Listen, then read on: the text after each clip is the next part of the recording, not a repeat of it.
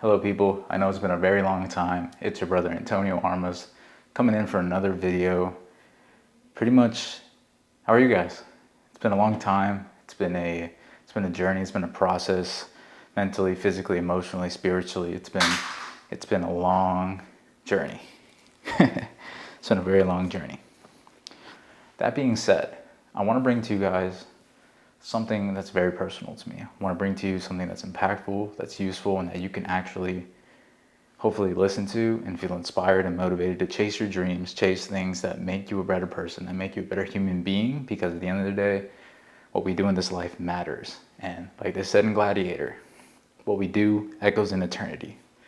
Shout out to Quintus. So this first episode in this season-long style of videos that I'm going to make is why I left the 9-to-5, why the 9-to-5 wasn't for me, and probably why you clicked on this video, why the 9-to-5 isn't for you.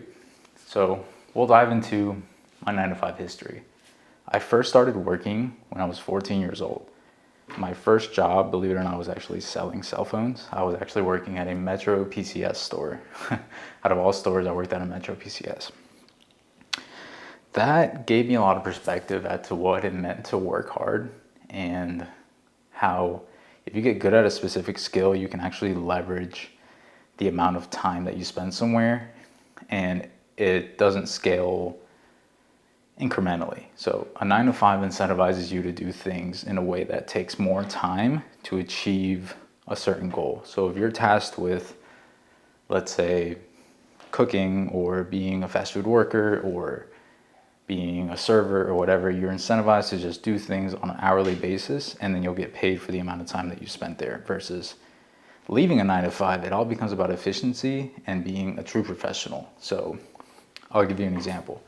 Right now, I've gone pretty much full-blown tilt into media and photo creation. So like anything photography, anything video related, anything video production, creating videos for brands and for different businesses in my local area.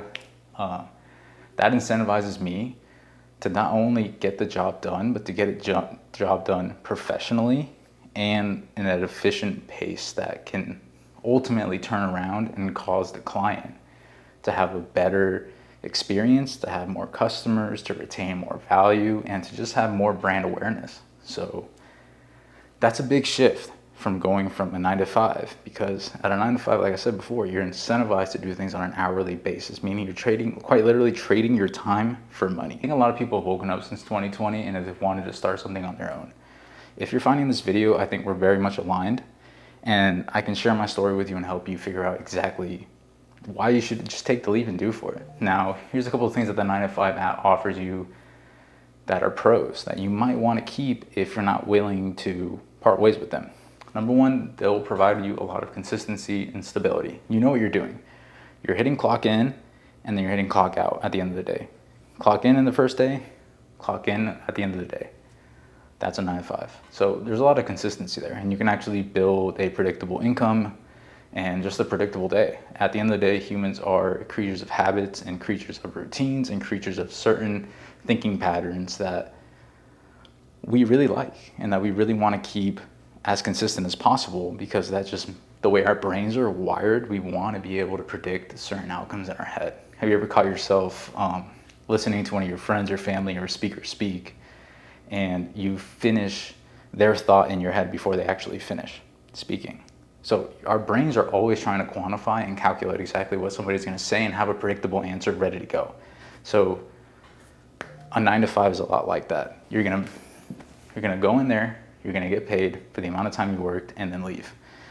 Why I left is because I felt that was very draining on a soul level. Number one, emotionally it's very draining, and physically it's quite demanding at times.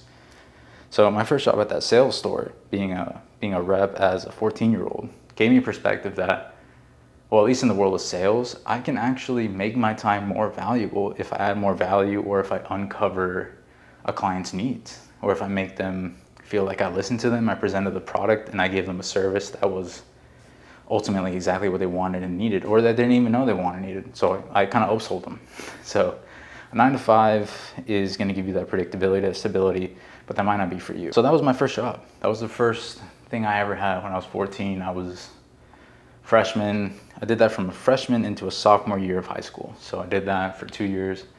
And then my second job, I actually worked at Target, big retailer, completely different thing. I was actually in the produce section. My name was Tony from Target there. I go by Antonio, but back then people called me Tony. That was a shock because that was really like what I was saying before, like just hustle and grind, hustle and grind, hustle and grind. So it's kind of this cycle of just showing up. I knew exactly what I was going to do, clock in, clock out. But when you're 16, you don't when you're 16, you don't have the emotional or spiritual or quite frankly, physical awareness to like realize that, this is what you want to do for your life. You're just 16. And if you're anything like me when I was 16, I was really stupid and just not what I am right now. Obviously, that's over 10 years ago as I just turned 27. So I've had some perspective there.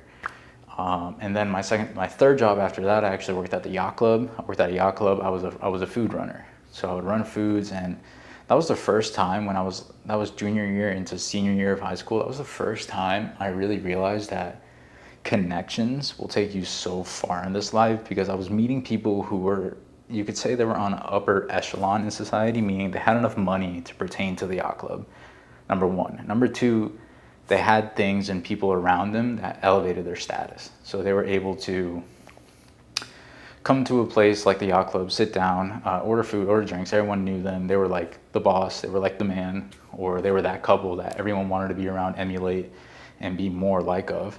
And I saw that as a young man, and I said, I wonder what they did to get there. That was like one of the first things that came to my mind, because as you get older, you start thinking about things a little bit more. And I've always been a little bit more introspective than the average individual, I like to think.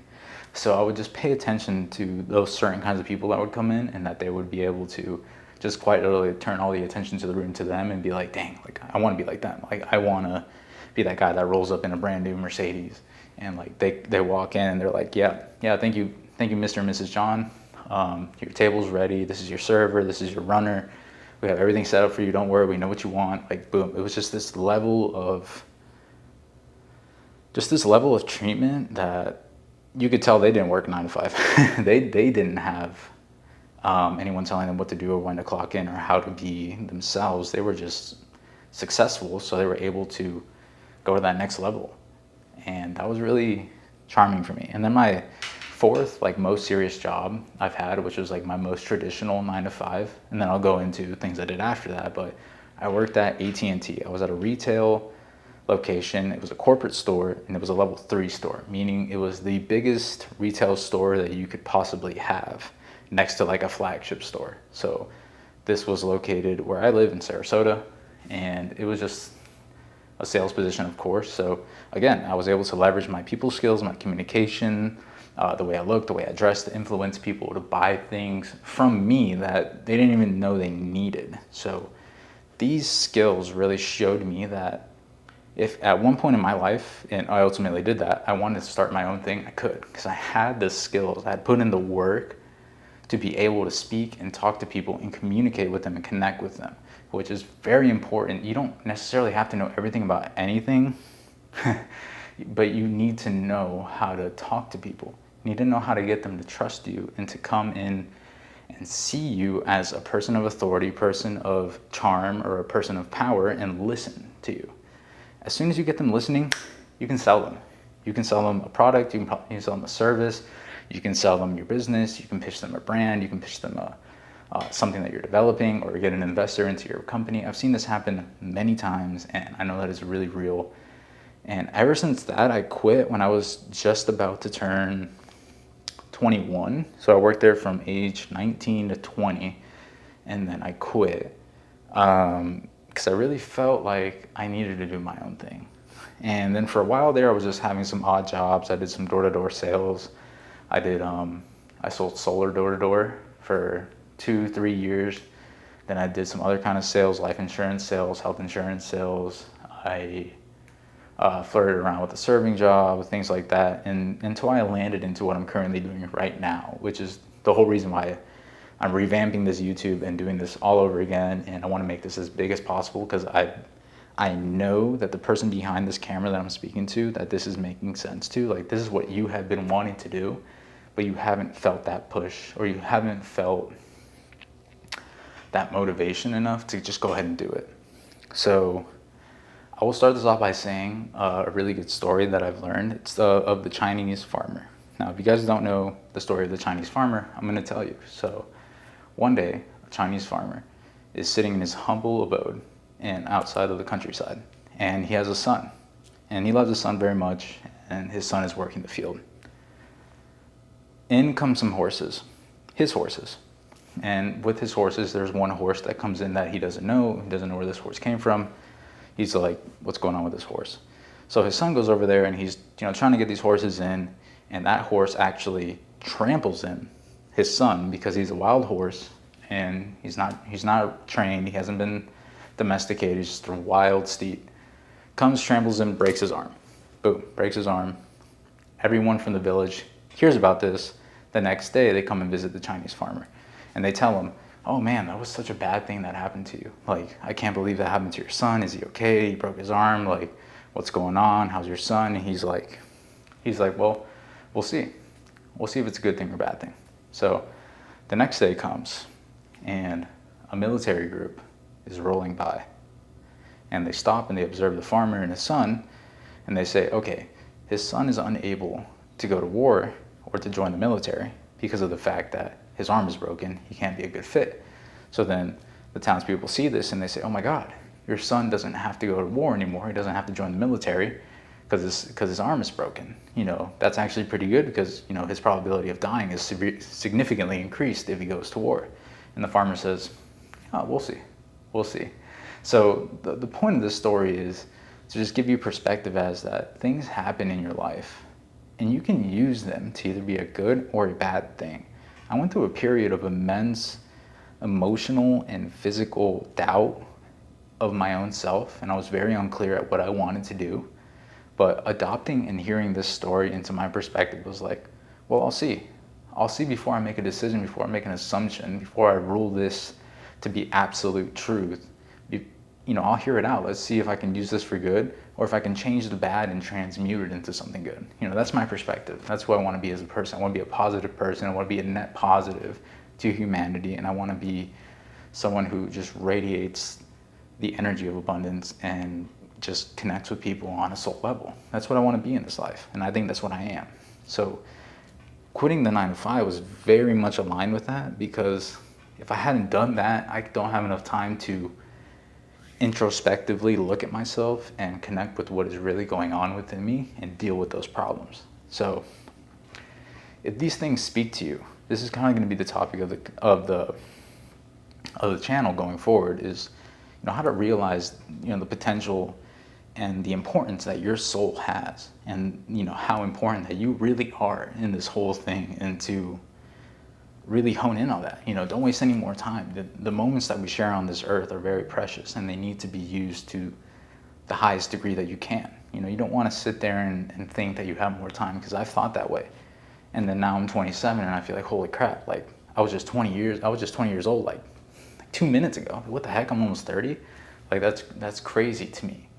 But at the same time, it gives you perspective and it lets you analyze things from a bird's eye view, because remember, hindsight is 20/20. So if that aligns with you and you think that, damn, what he just said, kind of made me feel a certain type of way inside of me, listen to that feeling, and really listen to it. Like I said earlier in the video, don't be quick to make an assumption and just immediately answer back to what I said. Really internalize what I just said and let that fester, let that ferment in you, and just feel like, okay, maybe what he said had some truth to it, or if it didn't at all, just discard it and move along. I'm trying to find my tribe here. I'm trying to find people who are like-minded, that want to make themselves better. They want to go for things that they've never thought they could do. They want to take a risk. They want to not ask for permission. They want to just want to do it. They want to live the human experience. And that's what this channel is about. So with that, guys, I love you so much. It's been your brother, Antonio Armas, and you can expect a lot more videos from me. Side note, I will leave this at the end of the video. If you want to follow my Instagram, that's where I post a lot of my photography and my videography, work with clients, and just things that I find enjoyable and that I do for my own self. I will put a little diagram up here of it. It's aja.raw, R-A-W, all caps. And you can find me on there, and I would love to connect with you and talk more with you. Peace out, guys.